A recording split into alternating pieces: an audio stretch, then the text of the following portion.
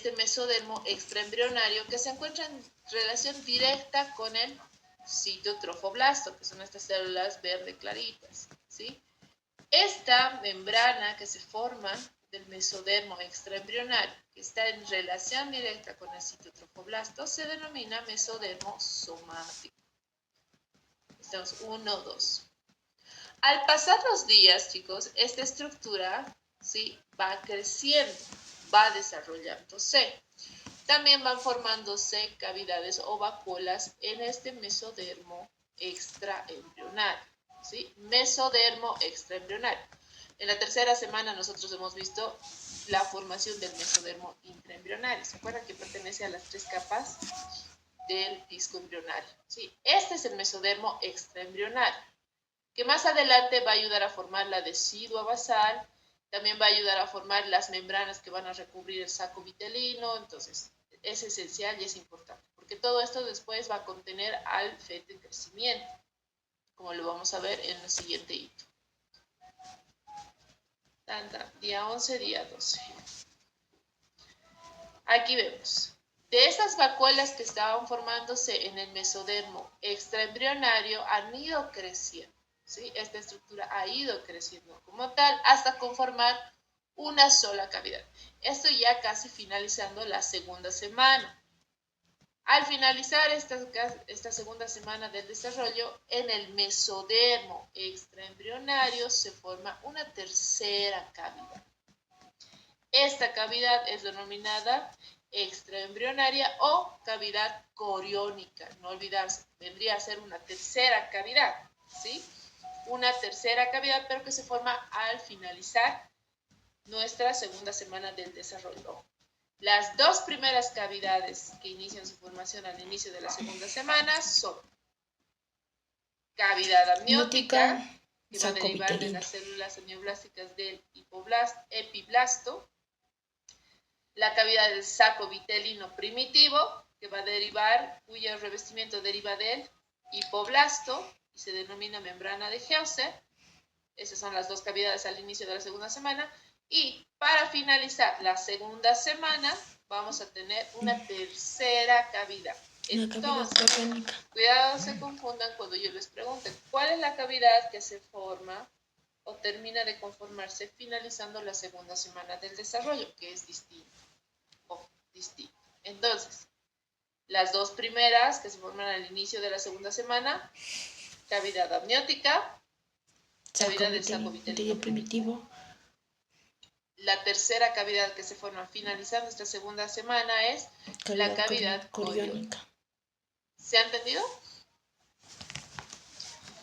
Este mesodermo, muy bien, este mesodermo extraembrionario va a ser también sumamente importante para formar el pedículo de fijación. Ojo, ¿de qué estructura está conformado el pedículo de fijación o quién lo conforma? Mesodermo extraembrionario. Va a ser encargado de formar más adelante el cordón umbilical. Ojo, pregunta de examen.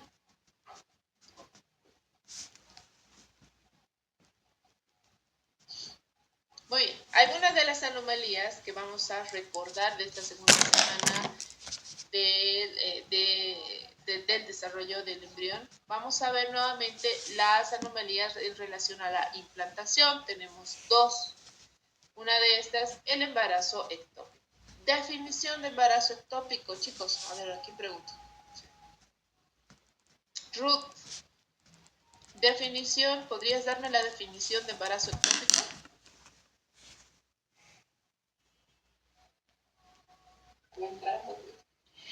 Es cuando el blastocito no se implanta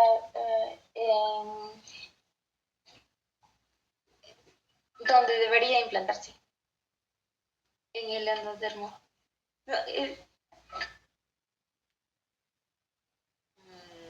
Más o menos. Talía, ¿qué arreglarías dentro de esta definición? O sea, más o menos estaba la definición que acaba de decir tu compañera. Definición de embarazo ectópico, ¿cómo lo definirías? Es la implantación fuera es la implantación fuera del útero es usualmente en la región ampular de las trompas. Igual, más o menos, está incompleto. Soy Ay, es la implantación del blastocito fuera de la cavidad uterina. Esa es la definición. Después que de acá podamos ampliar cuál es la implantación más común, es cierto, la zona ampular, pero también tenemos otras zonas como estamos observando en la imagen. Entonces, definición, pregunta de examen. Es la implantación del blastocito. No olvidemos que el blastocito es la estructura que se implanta, ¿sí?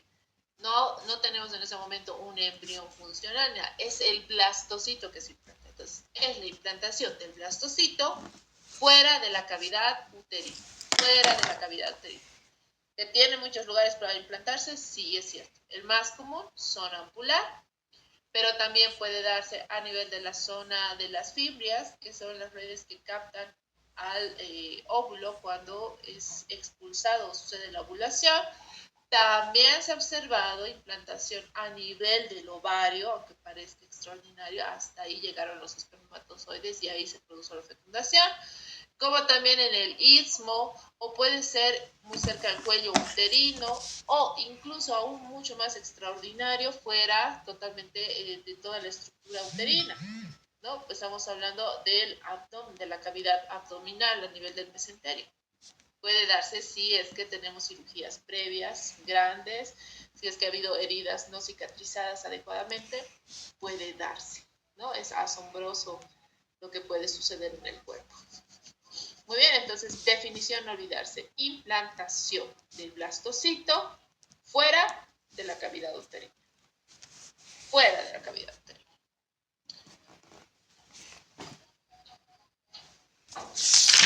Embarazo molar. Antes de pasar al embarazo molar. La segunda anomalía de implantación que habíamos visto en el hito pasado fue y estaba en relación a la implantación baja, ¿se acuerdan? ¿Qué quería decir? Que se implantaba muy cerca al orificio del cuello interno, ¿sí? Y en este punto se desarrollaba la placenta muy cerca al orificio del cuello interno.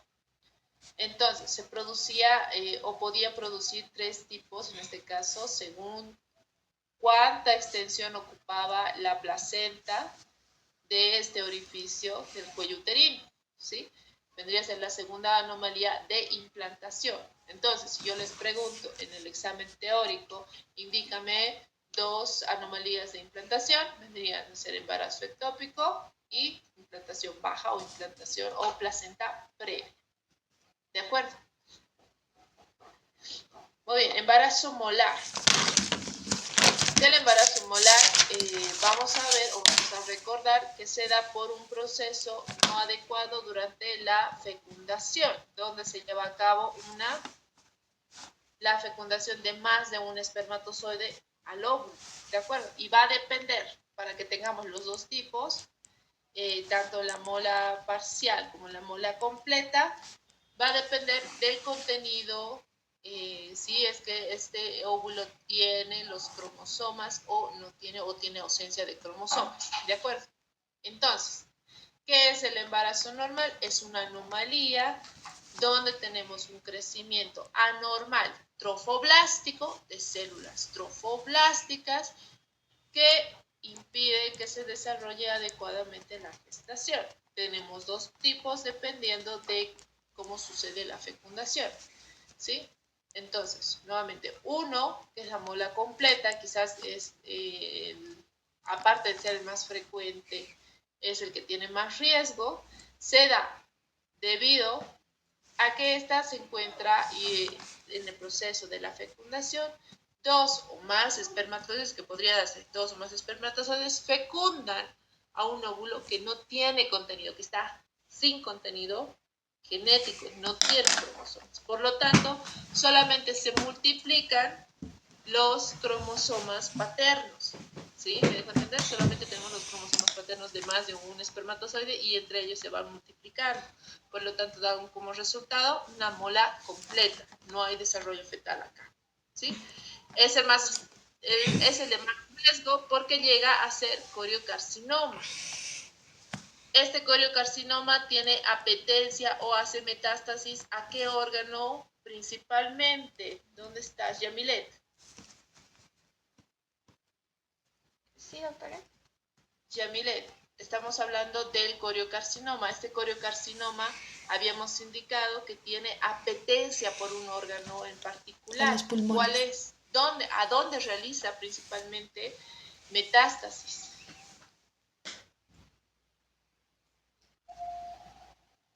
Ay, ¿dónde está?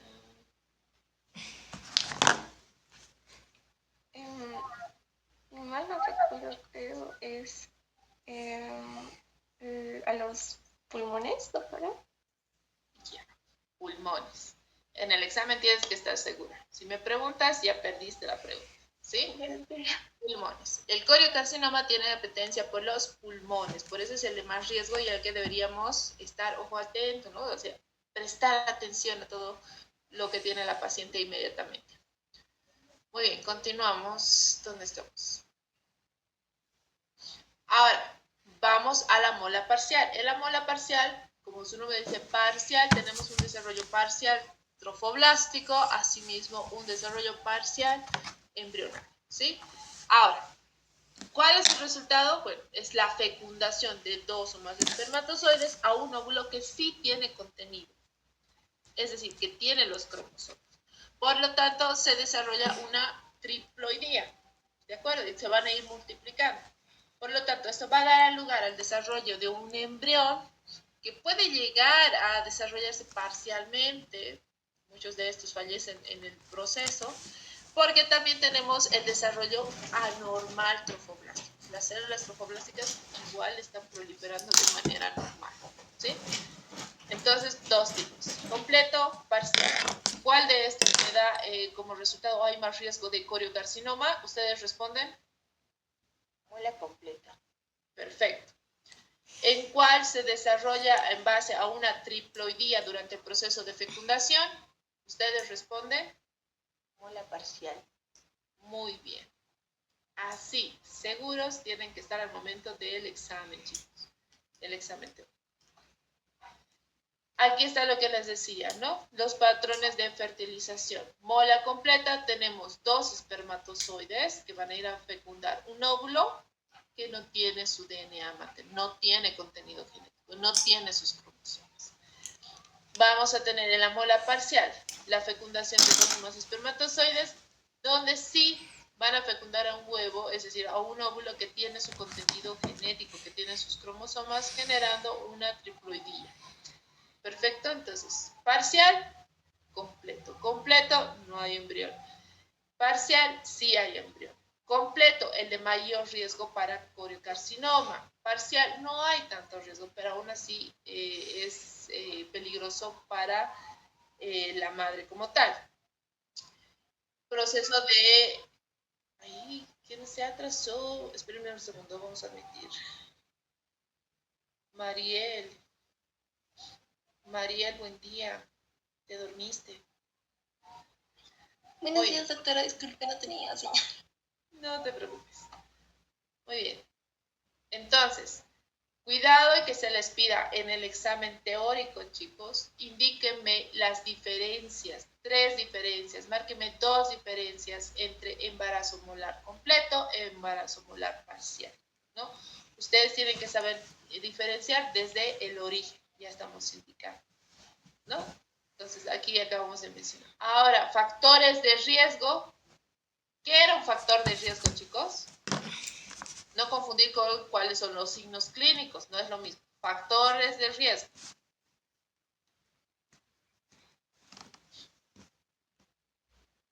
Son las circunstancias que me predisponen a desarrollar esta patología. Ese es un factor de riesgo. Por ejemplo, acabamos de ver embarazo ectópico. Factores de riesgo. ¿Cuáles son las circunstancias que me pueden predisponer a tener embarazo ectópico?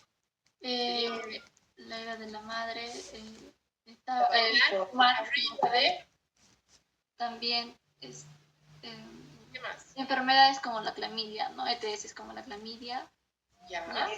Operaciones que hayan dejado cicatriz o heridas.